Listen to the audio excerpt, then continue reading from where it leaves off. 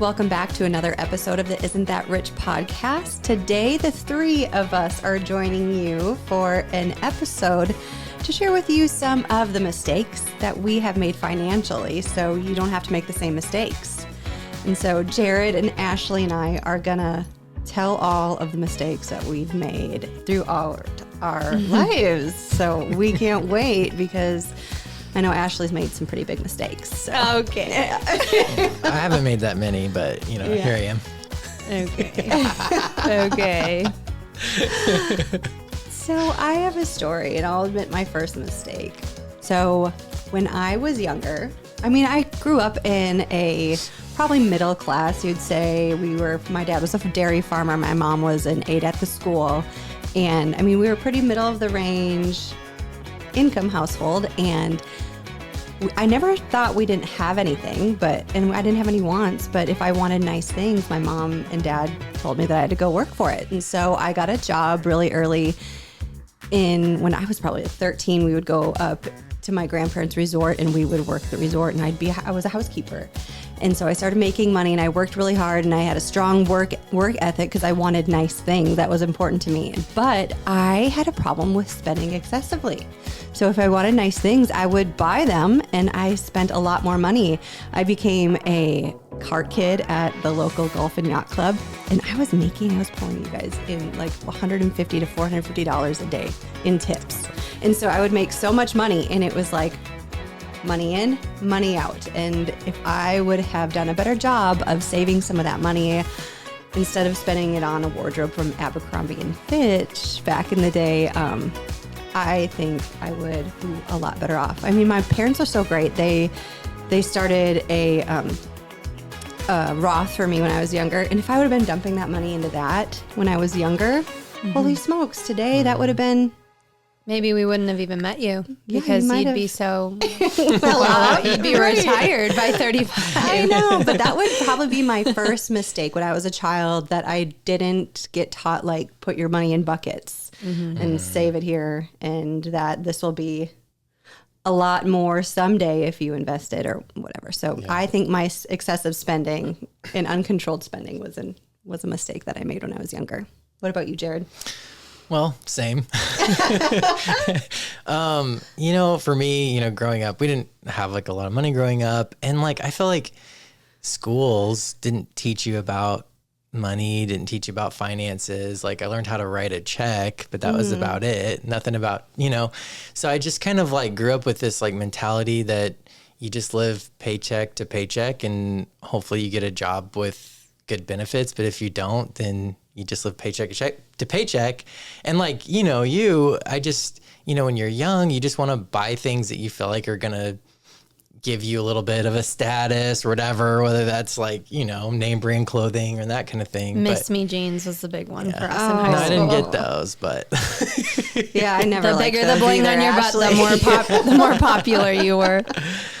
But like, when you're younger, you don't think about, obviously you hear stories of people having a 401k or a Roth or, retirement. But when you're young, you're like, I'll deal with that when I'm older, or when I'm like, those kinds of things.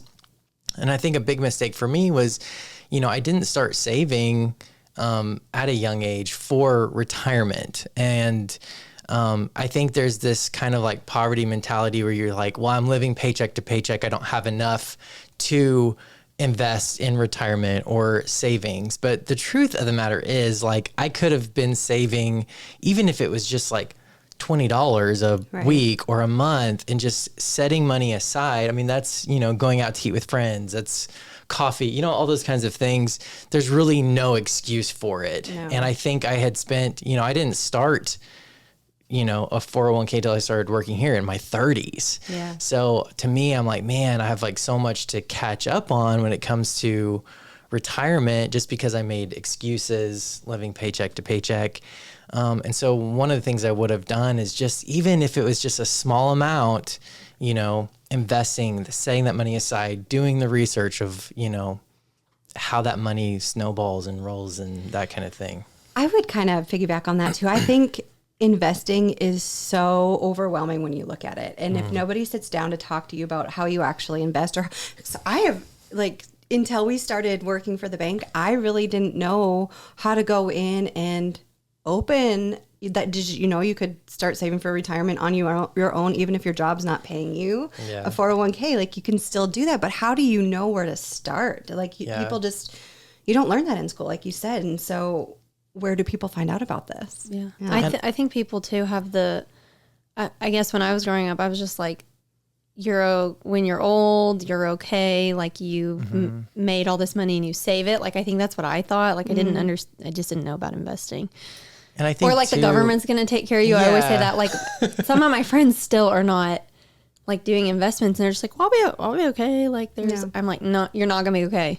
And I think when you're young, there's like a level of like shame to like ask for someone to help you or teach you or talk about these things that should be like basic knowledge. So you don't like seek out that information. And I think even like myself, like, I didn't seek out like financial mentors or wisdom. You just kind of hope that maybe you'll figure it out or someone will share that with you, but that's not always the case. Right. And so, I think a lot of young people deal with like pride issues and shame, which goes hand in hand. And then you grow up to be in your 30s and you're like really behind. And so, that's a mistake I think I made is I wished I had sought out financial wisdom and mentors at a younger age and got past that kind of like shame and pride. The stigma from it. Yeah. I was always afraid. Even like I'll go as far as to say like my freshman year of college, like I didn't ask for help when I needed it, even my classes. Like there was one course I had to withdraw on because I wasn't, I couldn't understand the content. It was a chemistry class. Well, our school didn't offer chemistry. Can you believe that? So growing up in a small town, we didn't have that class. And so when I was going to school and had that for the first time, I didn't ask for help because I was so used to being able to achieve that on my own that there was pride. And I had to withdraw from a class. And that's like, at the end of the day, that's wasted money. So there you go. There's another financial mistake I made, withdrawing from a class that I was failing in. And that'll send you into bankruptcy. But just to know to ask for help. Yeah, that was a big learning for me, for sure. Yeah. Another mistake for me came my freshman year of college, and I can talk about this one because I feel like a lot of people get into this, is credit card debt. So I was in college, the age where, we would have a career fair, and at that time, like I wanted this internship really badly, and I went to the career fair, and there was a credit card company there, and that was a time where they could offer students rewards for just signing up for a credit card. So I remember $100 when you're like a starving college student, like have no money because you're paying for your college and you're buying food and you're trying to figure it all out. Like $100 is a lot of money at that moment. And then they also told me, well, you get incentives if you can get your friends to sign up for this. So not only will they get the $100 signing bonus, but you'll be rewarded for every other person that opens a credit card and uses your name. So here I'm like, that's where Jill's like, she loves reward marketing. She loves I do. I love it. I love it. Give me $10. She's like, use my code. Sign somebody up. She's like, use my code. Here's please. my rewards. She lives at the lake. She's like, use my code. Yeah, seriously though. But I was signing up the entire floor of Selby Hall that I lived at University of St. Thomas. Everybody had the same credit card. She's got a clipboard knocking. But that was a big deal. I didn't realize that, if how a credit card works, that, it's really great to pay your credit card off at the end of the month. And if you have a balance and you can't pay that all off at the end of the month, that's a good indication that you're in taking on more debt than you can handle. And I also, so Jill Franks not only has this one credit card that she's racking up this money from, like this debt on. So that carried like a $1,400 balance. And that was a lot for me at that time when you're in college, right? And then I go shopping. And this is back in the day when Victoria's Secret had like the catalog. And they had really great brands, like their shoppers were awesome. I remember getting that catalog and I could make orders if I had my Victoria's Secret credit card. So of course, not only did I have this credit card I signed up for at school, but I also had the store credit card or the retailer credit card. And so I had two credit cards I did not need or deserve to have. I don't know how I even got approved for them, right? but you do. And then I just got into debt, and I had a really great wardrobe, but you guys, I had credit card debt. And I remember, holy smokes, what am I going to do to get rid of $2,400 in credit card debt when you're a college student? That's a lot. It's a lot to take on. You went back to the golf course. I had to go back to the golf course and sling some drinks on the bev cart, make some tips. But even with that, that money at that time was already spoken for. You know, I was paying for college, and that was expensive. I went to a private college, which is even more expensive. So yeah, that would be another mistake, is getting into credit card debt when I had no reason to be spending. Yeah. That's a good one. Mine, to piggyback off the credit, is I wish that I would have learned about credit earlier, and I wish I would have started building credit earlier, because I bought, it wasn't my first car, but my car that I bought for the first time was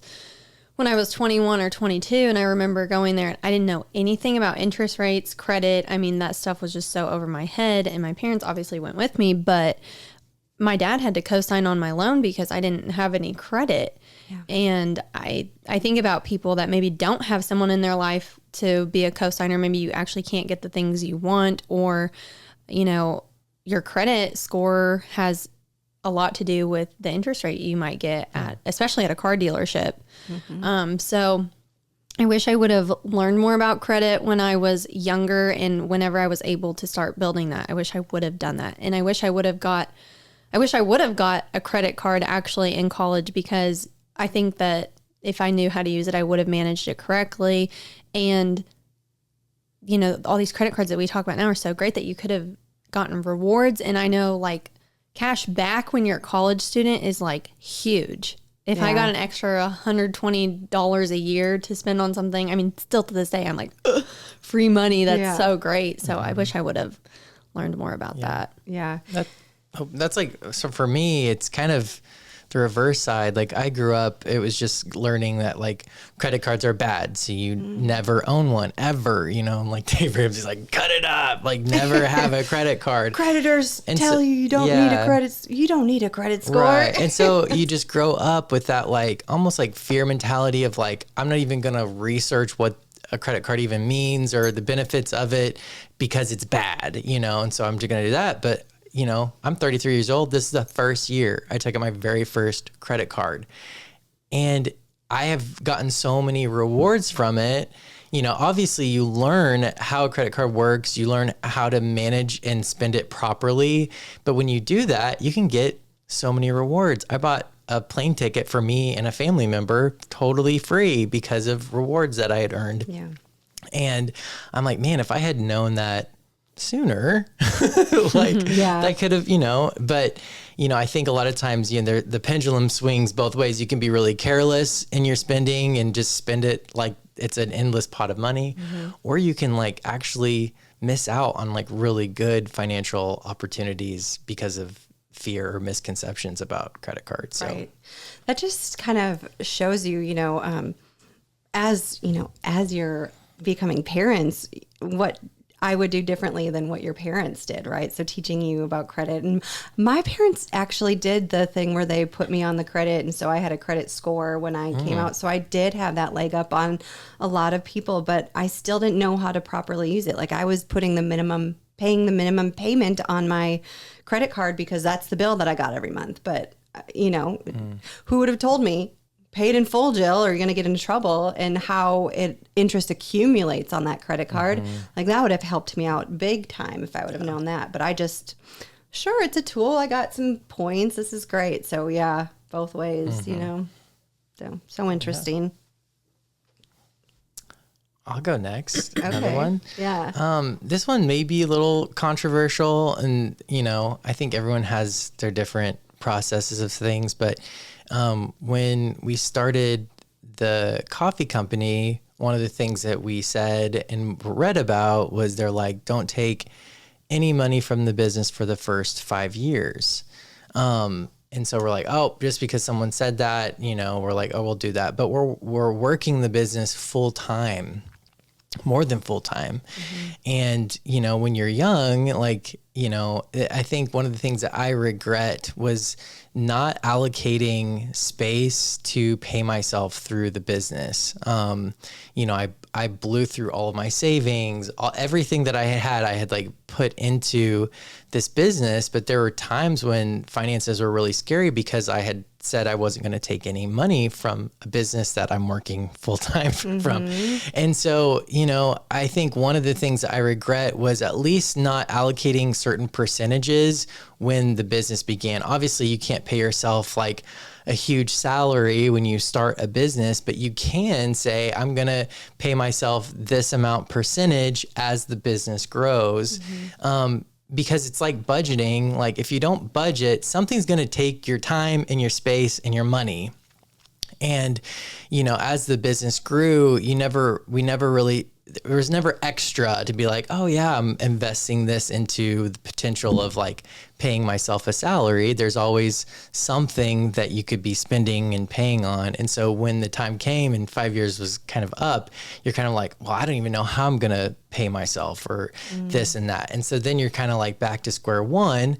So I was like, man, I wish I would have thought of this ahead of time or planned or budgeted ahead of time so that, if you're starting a business, if you cannot like allocate that percentage or funds to pay yourself, it's probably not going to work or it's not going to be good. And I mean, we made it work, but it was hard to make that switch and transition. And I think a big regret for me is, I spent the majority of my 20s, even if I had taken like $100 a month and said, I'm going to put that into my retirement fund, that would have, through my 20s, that would have been a lot more beneficial than just absolutely taking nothing. And so I think a lot of me right now in my 30s is like trying to play catch up from all that I've done in my 20s or didn't do that I absolutely could have done. And so, if you're starting a business, I would personally recommend saying, meet with a financial advisor, of course, but what can you do to start paying yourself, whether that's a percentage from your company and that kind of thing. But, unless you have like this amazing side hustle that like lets you work part-time and provides all of your resources where you can work for your other business full-time and not take a penny, that's very rare. Right. So that's something. Well, what they say is a lot of small businesses, some large percent die within the first 5 years because of that burnout. And I think a lot of business owners get into issues with that because they didn't build it into their company. And now they're almost resentful for the business that they've built. And they built this like beautiful thing, but yet you're not seeing the fruits of your labor essentially. And so I can see that just being like the nail in the coffin for a lot of people. Yep. I'm done, And so if people build that into their business, Yeah. I have another one.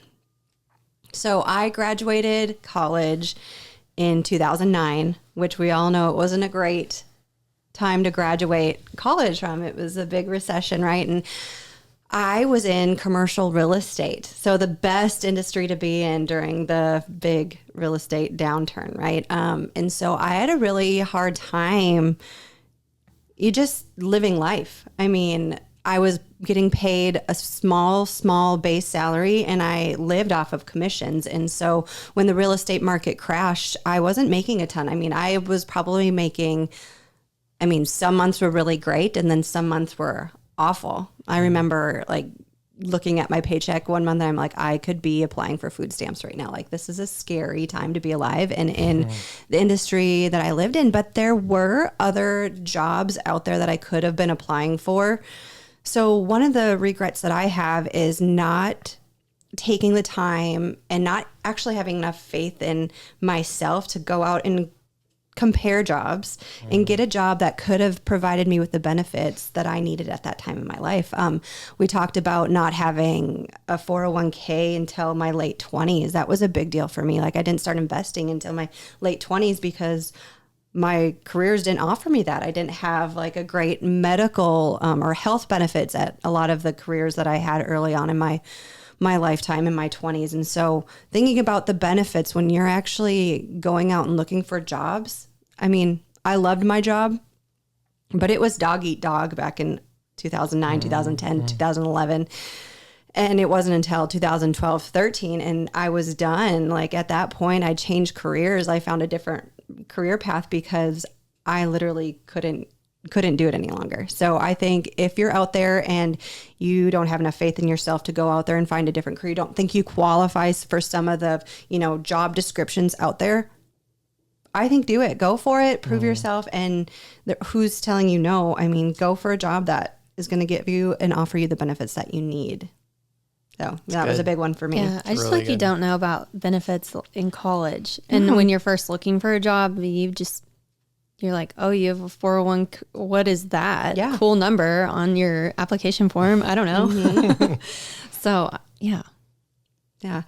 I think it's really interesting too, is that, when you're in a great job and it's one of you work for a great business and it's one of your first jobs too, you don't realize what the benefits are until you've had that career where it's like, oh my gosh, you get a bonus at the end of the year instead of a $25 paycheck to TJ Maxx, or a gift card to TJ Maxx, or like what TGI Friday, like that's your bonus for the year. And we are so blessed here that we do receive pretty great benefits. And so when you actually find that career, like what was I doing in my 20s? Like, how do people treat their employees so terribly? Or just using other benefits like health insurance. If you didn't have that as a real estate agent, I mean, you're out of pocket and that stuff's bazooka expensive. Yes.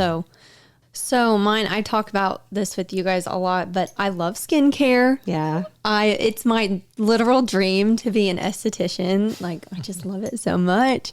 And when I graduated high school, I went straight to college because that's what everybody else does. Right. And I always had this idea that if you didn't go straight out of college, you're never going to go. You take a gap year off school, you're donezo. You're never going to get a 4-year degree. You're never going to go back to school. But I wish so badly, I think this is so smart. And if I could tell anybody to do this, I would, because I would go back in a heartbeat and do this. I would go get my esthetician license for a year after high school.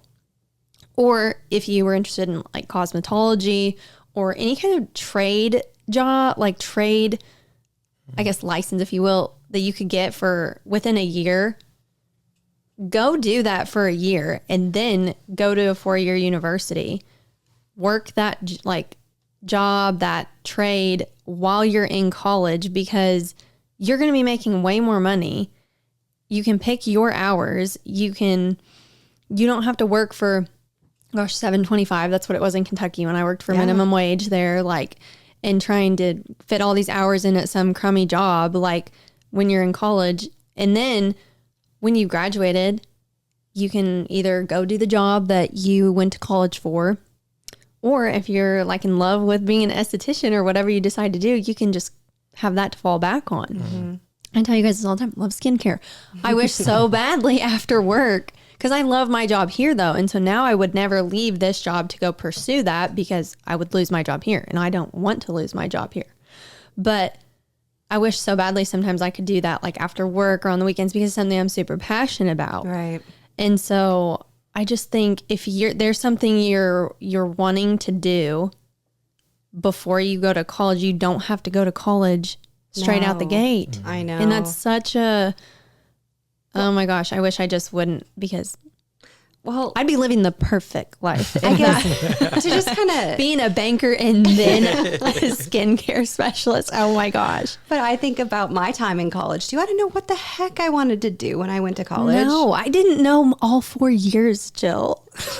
Ashley Graduated. Jill Franks at the time, Jill Olson was pre-dental when she went to college. And so when I changed to a finance degree, I mean, that's a pretty big change. So essentially none of my credits from my freshman year actually applied to my major. And so I finished in 4 years because I wasn't paying anymore. But it would have made a lot of difference had I known what I wanted to do when I went to college. Yeah, or even not even going and saying what I did, like going and being an esthetician or getting licensed on something, but just going and working, like you said, just job shadowing for a year if you have the financial ability to do so. Yeah. I don't know. I just think it can make a world of difference with the way people choose their career paths. Yeah. because I don't know. I mean, I was going to be a teacher when I started college, and I am. You're a teacher too. I'm like, Yeah. It's like, no. no, thank you. I love it. Do you guys have any more mistakes you want to share? Yeah. I just, the investment one, I did invest.